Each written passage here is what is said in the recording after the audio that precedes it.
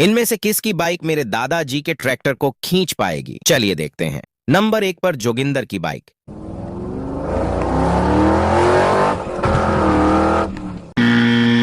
Number 2 पर Puneet superstar की bike.